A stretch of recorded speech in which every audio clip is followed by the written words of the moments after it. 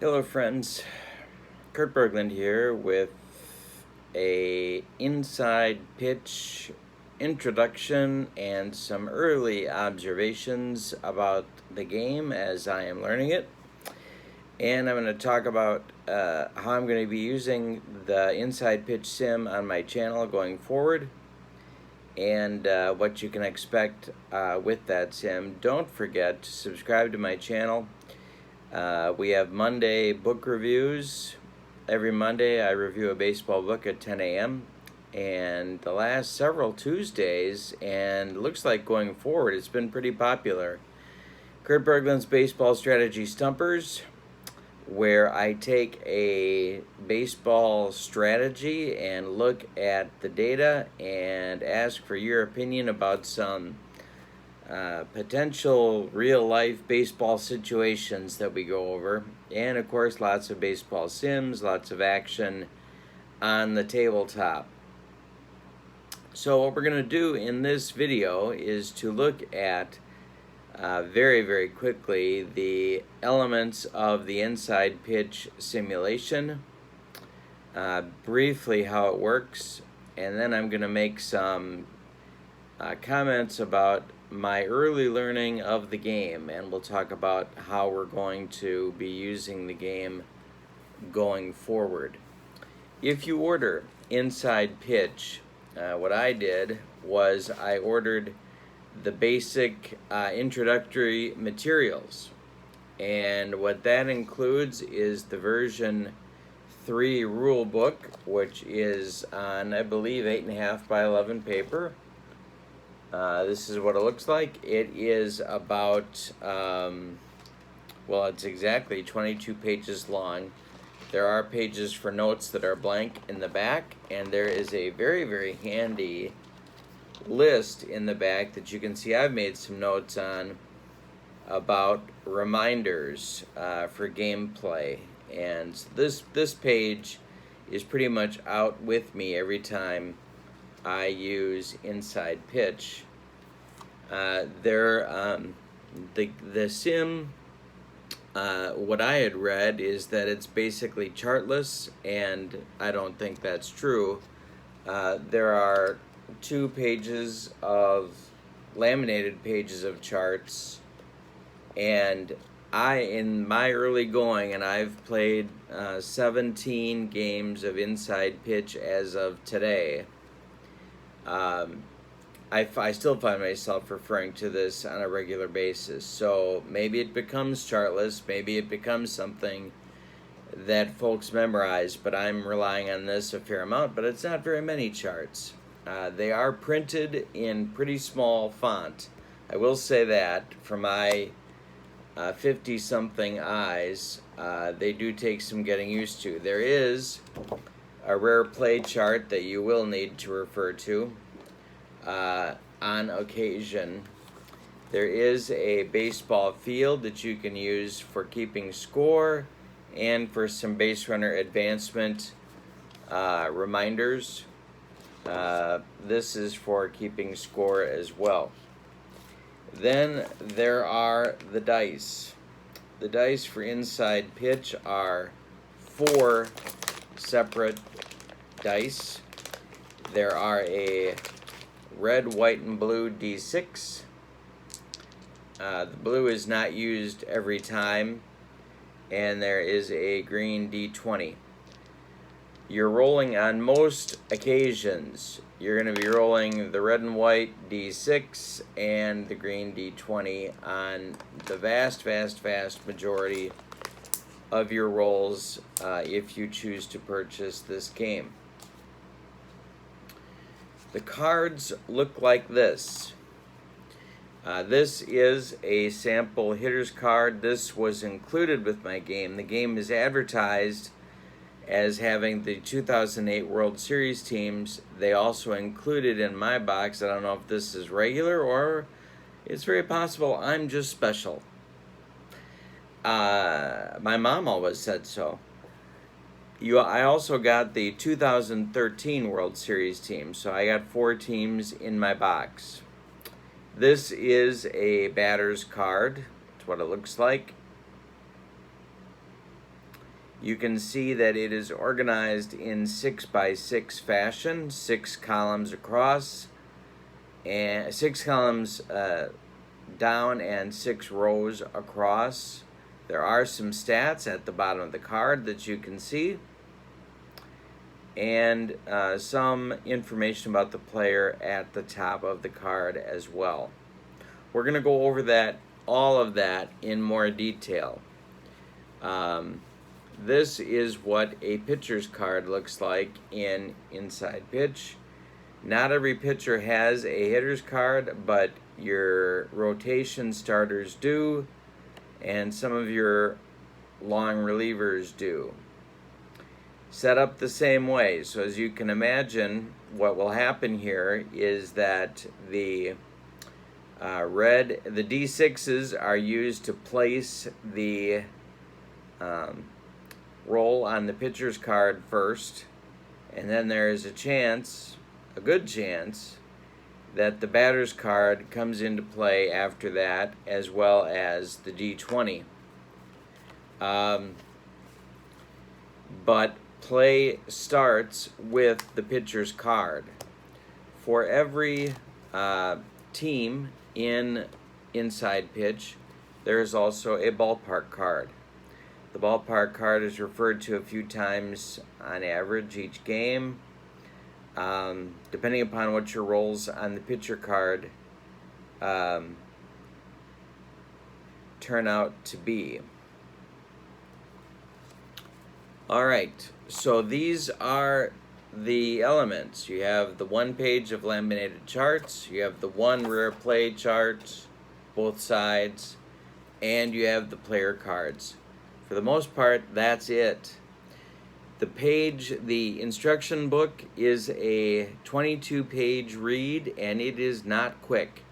This is not, if you're looking for a quick start game, in my experience, and again, my opinion now for the next few minutes, Inside Pitch is not a quick start game. It takes some time.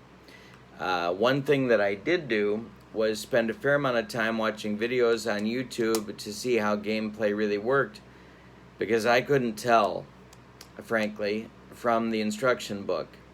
But once I did watch some YouTube videos, it started to come together for me. So where I am at this moment is that I have watched probably 8 or 10 complete games of Inside Pitch from YouTube, and then I've watched another probably 6 to 10 instructional videos from YouTube to supplement the rule book. That's how I got to where I am, and I've played 17 games, and I'm feeling almost comfortable enough to be able to put it on my channel without making too many errors, although I'm sure in the early going I'll make a bunch of them. So I've got some thoughts about the game so far, and I'm presenting these thoughts for you, especially if you have not purchased the game so far. These are things that I think a prospective customer of Inside Pitch needs to know, and I'm not presenting these in a positive or a negative fashion. These are just things I think you need to know before you pull the trigger on this purchase. First things I have to say is that the cards, color-coded, they're very nice. They're thick quality cardstock. The laminated charts are a very nice touch. Clearly some thought and some effort went into putting together the package that is this game. There are splits in Inside Pitch, and so those of you that are concerned that you want a game with splits, Inside Pitch has them. And something I really like about Inside Pitch is that after you play a few games with it, you get a real sense of the player's ability. Yes, the stats are on the card, and you can, of course, figure out what kind of a player this was that you're holding in your hand, but You also get that from looking at the card after you have some experience with the card, and certainly the results that you get. To me, in just my 17 game trial, it's not statistically significant, but you do get a sense of the player's abilities from the results that you get in the games that you roll. I like all of that.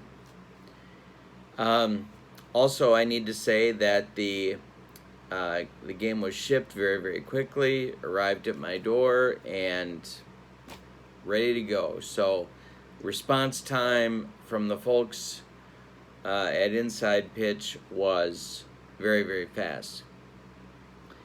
All right. Here come my biggest observations at this point. First one is about batter-pitcher interaction. Batter-pitcher interaction has become, in the hobby world of baseball sims, an it factor. The problem with batter-pitcher interaction, in my view, is that so many people are using it in so many different ways. It's a lot like the word terrorism. Everybody thinks they know what it means, but we don't have a common definition, and so it doesn't mean anything. Yes, your first roll in Inside Pitch does look at the pitcher card. So from that standpoint, I guess some folks would say that's batter-pitcher interaction. But the vast majority of rolls for Inside Pitch are going to take you 2 rolls, at least. I would say I'm averaging 2 rolls to resolve every at-bat. So you're starting with the pitcher, but then you're also getting the batter, or you're getting the ballpark, or you're getting range checks, error checks, other stuff. You can certainly have more than 2 rolls to resolve an at-bat. So what that means is that if you've got, on average, perhaps 70 at-bats between the 2 teams for a given game, you're talking about 140 minimum, 150 easily rolls per game to get your game done. Now, I think you need to know that because that's significantly more than a lot of sims have. If you're looking for a game with resolution to at-bats that are quick or that are in one roll more often than not, Inside Pitch is not your sim. Just plain and simple. It has wonderful qualities. There are certainly things to like about Inside Pitch. But if you're the kind of person that wants it done, an at-bat done in one shake of the dice, this isn't your game. Second, base runner advancement. If you play with the full-blown Inside Pitch game, there are 3 charts to look at for base runner advancement on hits to the outfield or on, I want to say, some flyouts. You are not coaching the base runners in Inside Pitch. If you play with the full-blown rules, the base runners are coached by the charts that you look at and the dice that you roll once you look at those charts. So, unlike some sims where you're deciding if the runner's going to go from first to third or try to go from first to third, if you're going with the full-blown rules on Inside Pitch and you're not house ruling anything, this is not a choice that you get to make. Similarly, there's also a strategy roll. A strategy roll tells you if a hit and run, a bunt, a steal attempt, any of that is going to be called for in a particular at-bat. If you play with the full-blown rules for Inside Pitch, those are not your calls to make either. However, there are ways to modify around them. But I'm telling you that because what happens in inside pitch is that many of these decisions are made for you based on the charts with the assistance of your dice roll. I think you need to know that before you make a purchase, because if you're the type of person that wants to manage each part of the game, this may not be your game. When the game becomes a blowout, which is plus or minus 6 runs, then the strategy chart is not used, and you can sort of decline that option. But short of that, it's sort of the expectation of the rules, and I would assume the statistical basis for the game, that's part of what you're going to use. All right. Once you decide to do a hit and run, or do a bunt, or do a steal, there are several roles to resolve those as well. And I think the nicest thing that, in my opinion, 17 games into it, the nicest thing that you can say about resolving your strategy options is that the process is clunky.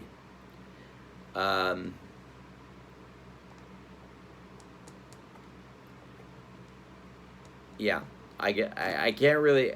When we get into a demo of the game, I'll show you what I mean. But it takes some effort to resolve the strategy outcomes that you may select as an offensive manager. All right, third. In fact, let me give you an example of base runner advancement, and this is right out of the rule book. I'm going to read to you from the rules. This is page 21. Frequently asked questions section. And the frequently asked questions section is all about outfield throws. Okay? Here's what it says. Many of the questions first-time inside pitch players have are about the base running procedures, especially those on hits to the outfielders. First thing you need to know is you will have these come up on average about 3 to 3.5 times a game, so it may take a while to become second nature.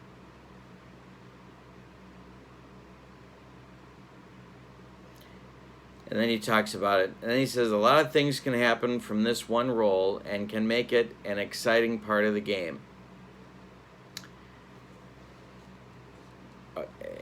And that may be true. That may be your level of excitement. But it is not a smooth process. It may be a statistically accurate process, and it may fit right in with the rest of the game. But it's not intuitive, and it's not something that is even quickly learned.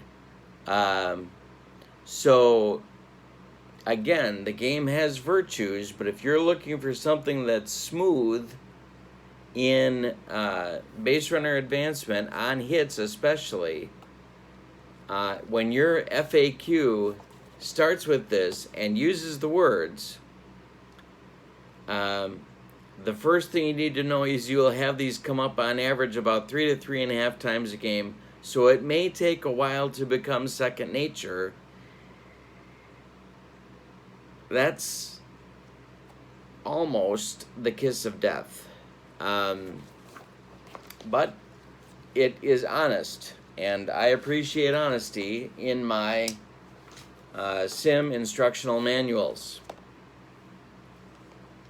Third thing is pitcher fatigue. You have two options for starting pitcher fatigue. The first one I will show you. You have on each card a listing of the number of batters that they can face before fatigue may become an issue. For Jake Westbrook, that number is 26, and it's on his start line right next to the 18. but before the slash. Okay, so that's one way to get there. The second way is to look at the number of hits, runs, and walks combined that he can allow before he is considered to be fatigued. In Westbrook's case, that number is to the right of the slash, and that is, in Westbrook's case, that is a 14. So if he arrives at 14 hits, runs, and walks allowed, I think there's a fourth one, but those are the big three: hits, runs, and walks allowed. If he arrives at that in the second inning, he's fatigued. Now, if you use that second one with the combination of hits, runs, and walks allowed, once you arrive at that, it's mandatory removal. So if you're going to use that option, they've got to be gone at that point. The other one, you can wait, and what happens is certain outcomes turn into slightly worse outcomes. Inside pitch is not the most severe on pitcher fatigue, meaning that if you leave a pitcher in inside pitch beyond their fatigue number, you aren't hit as hard for it. Your pitcher doesn't become batting practice as he does in some other sims. I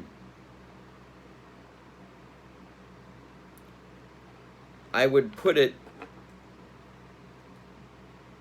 I guess I would compare it to Stratomatic in the sense that you can leave your pitcher in a little bit longer and you might get away with it for a while. The rulebook does say that their cards are designed with the intent that 5 to 10% of their batters faced are going to be faced after the pitcher has reached fatigue. So it's not as if the game is designed where you've got to automatically pull them. Although that second option for pitcher fatigue, to me, reads like you do have to pull them at that moment. But I digress. The last point I want to make is about time to play inside pitch. I told you before that I watched about 8 or so full games of inside pitch on YouTube from a variety of folks. David Demos, Earl Shamblin, Tony Porter, all of them. I think I'm missing some too. There are some others as well, and tutorials from another, I don't know, 3 or 4 or 5 people. The rolling makes the game longer in duration. So I would put inside pitch as first of all, it's more detailed just from the charts that you're using. These charts require you to, at least at this point, and again, I may get to the point where these are memorized, but at this point, for me, the charts require some reading and some rereading to make sure I've got it right. And so between that and the re-rolls that are involved in inside pitch, this game takes a little bit longer. Not a lot longer, but a little bit longer. And you can see that if you watch especially David Demos' games or Earl Shamblin's games for inside pitch. I don't know if they're aware of it or not, but when they're playing inside pitch on their channels, they're going at a faster pace than they are with some of their other sims. I know that because I watch them both pretty faithfully, and they're going faster with inside pitch, and there's a reason for that. They have to, because if they don't, their videos are going to be, I don't know, a quarter longer, 15-20 minutes longer if they went at the same pace that they do for some of the other sims that they have on their channel. That's not a criticism. What it is a point of consumer awareness.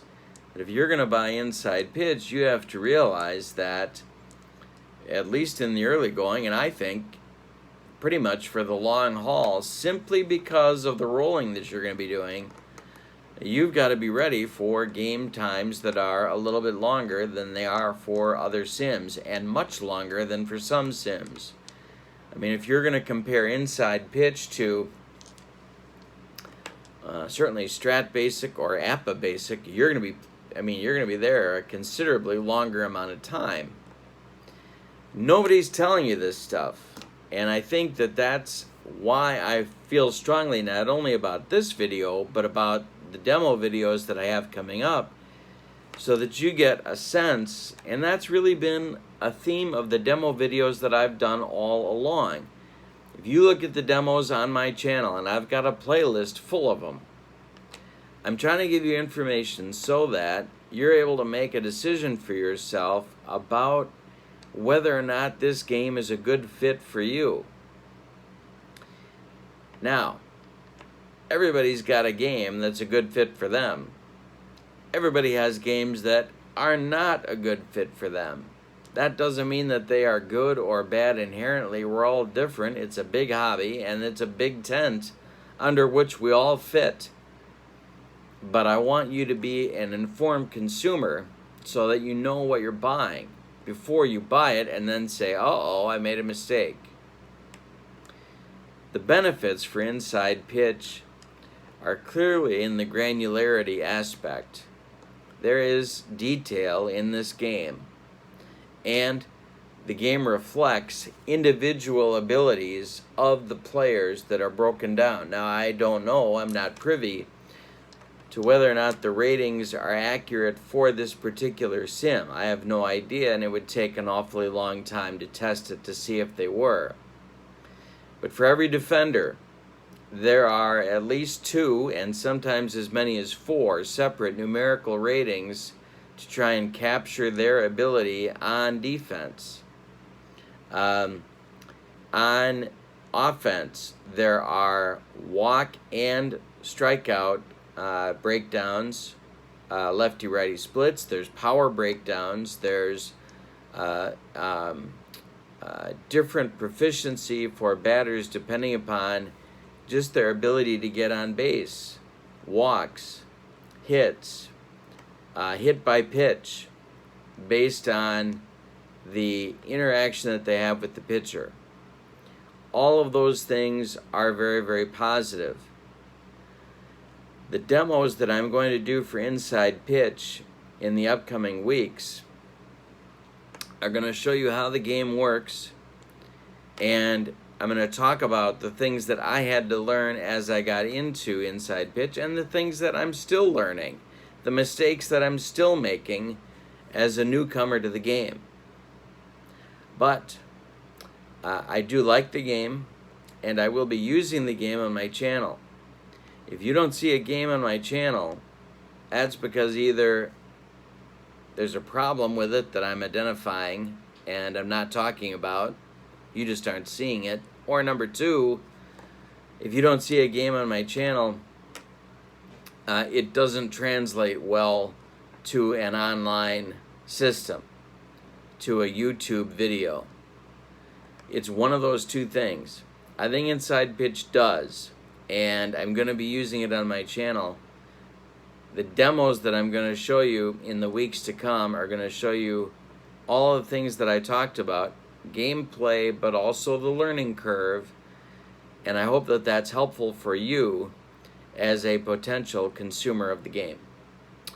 I'm Kurt Berglund. Thanks for being with me. Don't forget to click like and subscribe to my channel. Thank you so much. Have a wonderful day. So long, everybody.